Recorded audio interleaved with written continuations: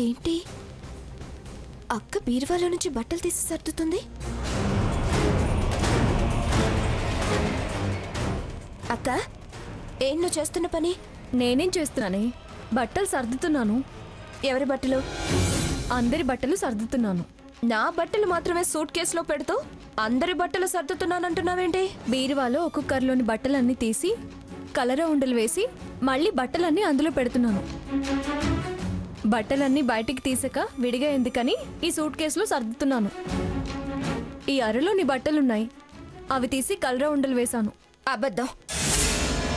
నా బట్టలు మాత్రమే తీసి సూట్ కేసులో పెట్టి నన్ను పంపించాలని చూస్తున్నావు. ఏంటే ఇది? ప్రతిదాన్ని ఇలా తప్పుగా చూస్తున్నావు.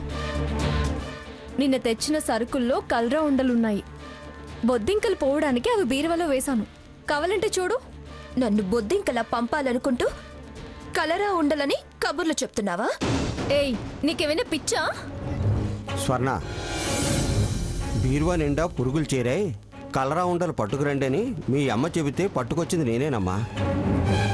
అక్క ఏదంటే అది కరెక్ట్ అనటం మీ అందరికీ అలవాటైంది. అవునే, అది కరెక్ట్ గా అంటుంది, కరెక్ట్ గా నడుచుకుంటుంది కాబట్టే కరెక్ట్ అంటాం. అంటే నేనే తప్పుగా నడిచేదాన్నా? అది వేరే చెప్పాలా? నీ చేష్టలు చెప్తూనే ఉన్నాయి కదా. అమ్మా, ఆహా, చాలా బాగుంది. ఒక్కళ్ళు అరవటం, మరొక్కళ్ళు వారించి నన్ను సమర్థించినట్టు నటించటం. బాగానే డ్రామాలు ఆడుతున్నారు. నీ ముందు డ్రామాలాడాల్సిన కర్మ మాకేం పట్టిందమ్మా? లేకపోతే ఏంటి?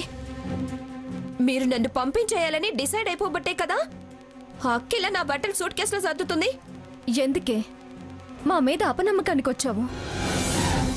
బీరువాలో కలరా ఉండలు వేస్తున్నానని చెప్పినా మళ్ళీ అదే మాట అంటావేంటి? నిన్ను పంపించే నిర్ణయం తీసుకునుంటే నా బట్టలు కూడా సర్దుకోవాలి కదా. ఆల్రెడీ సర్ది పెట్టుకునే ఉంటావు. నా ఎదురుగా పెడితే నేను కనిపెట్టేస్తానని దాచుంటావు. దుర్మార్గంగా మాట్లాడుకు స్వర్ణ. అంతేలే, నా ఆలోచనల్ని అర్థం చేసుకొని వాళ్లకు నేను దుర్మార్గురాల్లాగానే కనిపిస్తాను. నావి తప్పుడు మాటల్లాగానే వినపడతాయి. ఏమన్నా అనుకోవే, మేమైతే నీలా ఏమీ అనుకోవడం లేదు. చెప్పానుగా, ఇందాక చెప్పానుగా, ఒకళ్ళు అనటం మరొకళ్ళు ఆగమనటం. ఒకరి తర్వాత ఒకరని బాగానే వంతులేసుకున్నారు.